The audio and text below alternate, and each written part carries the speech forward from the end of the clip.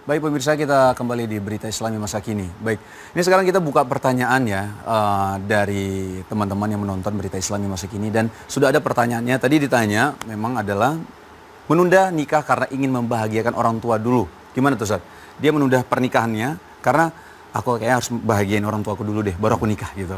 Itu gimana Ustaz? Sebenarnya relatif sekali ya, karena menikah juga bisa membahagiakan orang tua. Iya, oke.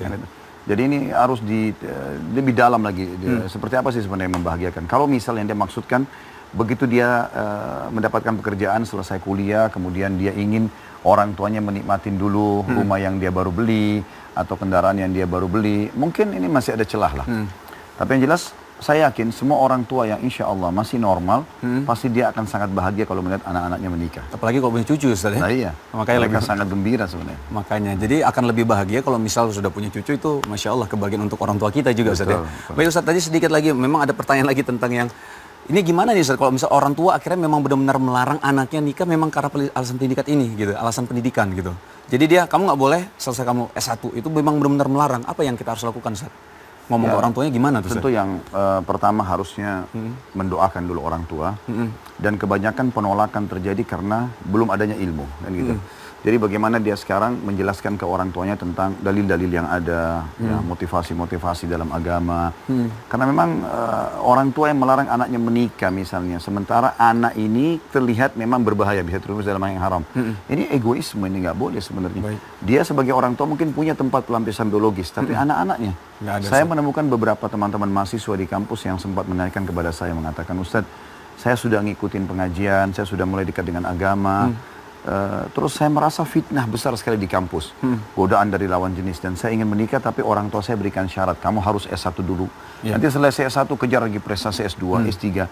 Prosesi menyelesaikan pendidikan ini, itu akan terganggu sebenarnya dengan adanya syahwat yang ada. Gitu kan?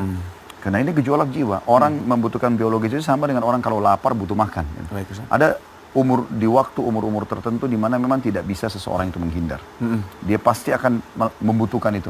Maka pelampiasan ngomong sama lawan jenis, pelampiasan mencium, memeluk itu ada. Makanya Allah mengatakan dalam surah An-Nisa, A'udzubillahi minasyaitonirrajim, zuina linnasi hubbus syahawati minan nisa. Al-ayah. Allah mengatakan sesungguhnya telah dihiasi pada diri laki-laki perasaan hub, cinta, syahwat, diikuti dengan syahwat pada kaum wanita. Maka ada di mana orang tidak bisa membendung itu seperti dia pada saat Nah, Islam mengajarkan dengan menikah. Dan saya punya beberapa teman-teman pada saat masih sekolah S1 di Madinah dulu, mereka menikah pada saat lagi kuliah dan prestasinya tidak terganggu. Malah mereka jauh lebih tenang, bisa menjalankan urusan rumah tangganya, bisa menjalankan pendidikannya dengan baik. Masya Allah, ini mudah-mudahan para orang tua mendengar nih nasihat dari Ustadz, lebih tenang Ustadz ketika sudah menikah malah ya. Baik Ustadz, jadi gimana Ustadz kalau misal pertanyaan yang masalah bagaimana cara menyeimbangkan itu, kan antum melihat sendiri kan, ketika teman-teman antum ada yang menikah, tapi malah prestasinya oke-oke saja gitu, malah lebih baik mungkin gitu. Itu gimana antum melihatnya Ustadz? Ya, saya sayangkan sekali ya, banyak di antara umat Islam, semoga Allah berikan hidayah. Mereka lebih bangga anaknya keluar dengan pacarnya. Bahkan dengan gonta-ganti pacar. Sebentar pacaran A datang, kemudian tetangga semua melihatnya. Dan dia merasa itu bukan aib. Dia merasa itu adalah, oh, siapa itu? Itu pacar anak saya. Dengan bangga dia sampaikan. Nanti bulan depan putus, datang pacar yang baru lagi. Terus menerus ganti-ganti pasangan yang haram ini, orang tuanya anggap itu adalah sebuah prestasi, bahkan kebanggaan. Tapi pada saat anaknya dibuatkan tenda untuk menikah, yang jelas-jelas halal dalam agama, tidak gonta-ganti pasangan dengan itu, ini malah malu dengan tetangga. Maka ini hal yang mesti diperbaikin sebenarnya, persepsi saja. Baik. Ustadz, kalau misalnya masalah, ada kan beberapa teman-teman ngelihat, dia udah sahabatan gitu ya, tapi ketika, nanti anak kamu nikah sama anak saya ya, itu gimana Ustadz kalau di dalam Islam Ustadz? Ini ada hadis yang menjelaskan sebenarnya. Jadi hadis Nabi SAW berbunyi, jangan kalian bercanda dan main-main di 3 hal. Di pernikahan, di rujuk, dan di perceraian. Jadi pernikahan misalnya gini, saya mengatakan kepada teman saya punya anak laki-laki, dia punya anak perempuan. Nanti kalau anak kita dewasa, kita nikahkan ya. Kalau teman saya mengatakan, iya, ini berarti ada kaitan, ada hukum syar'i di sini. Anak-anak nanti kalau sudah besar tidak boleh dinikahkan langsung kecuali sudah disampaikan. Dulu pernah ayah dan ibu jodohkan kamu sama si fulan. Setuju nggak? Kalau dia mengatakan enggak, saya nggak mau, ya sudah. Oh, hilang itu Ustaz ya? Terbatalkan karena yang sedang kita ikat adalah anak-anak tersebut. Baik. Yang kedua masalah rujuk. Orang kalau cerai, laki-laki mengatakan pada suaminya, saya ceraikan kamu. Kalimat ini sudah membuat mereka harus terpisah secara hukum syari sementara. Ada masa iddah, 3 kali masa haid. Iya. Di 3 kali masa haid ini, kalau si laki-laki atau si perempuan, suami istri ini mereka baikan, mereka berhubungan biologis, mereka saling memaafkan, otomatis rujuk. Iya. Tanpa akad nikah pun di sini boleh. Iya. Kecuali kalau sudah lewat masa iddah 3 bulan, barulah kemudian mereka harus akad nikah baru. Yang ketiga adalah masalah cerai. Nggak boleh laki-laki mengatakan saya ceraikan kamu atau selalu ngancam kalimat cerai. Ini kalau diucapkan bisa terjadi. Itu benar-benar cerai Ustaz itu Iya. ya? Maka nggak boleh di sini orang bercanda dengan kalimat itu. Karena itu masalah penghalalan kemaluan istrinya atau haramnya. Gitu. Kalau ancaman itu boleh, maksudnya gimana? Kalau kamu benar-benar pergi keluar, kita pisah. Itu gimana Ustaz?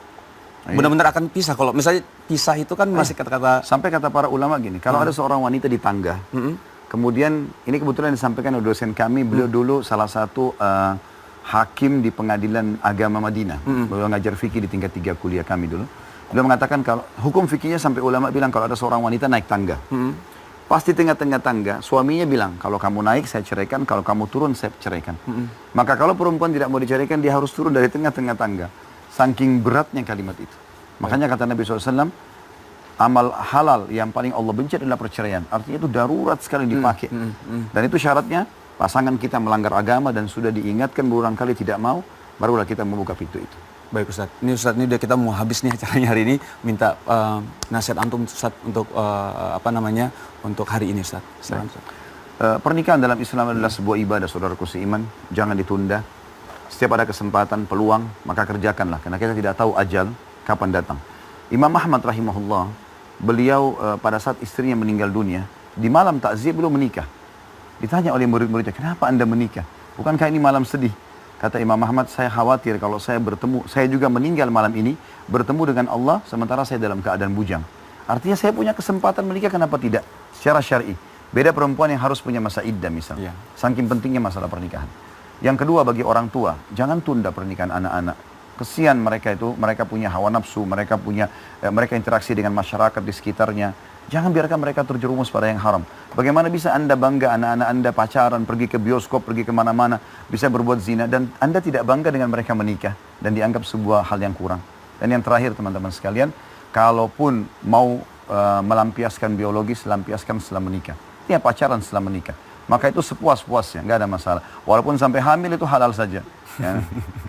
Baik Ustaz, terima kasih atas hari ini. Semoga ini bermanfaat untuk kita semua. Langsung kita selesaikan Ustaz hari ini. Acaranya selesai. Baik, akhir kata saya Teguh Wisnu dan Ustaz Khalid Baslama undur diri. Assalamualaikum warahmatullahi wabarakatuh.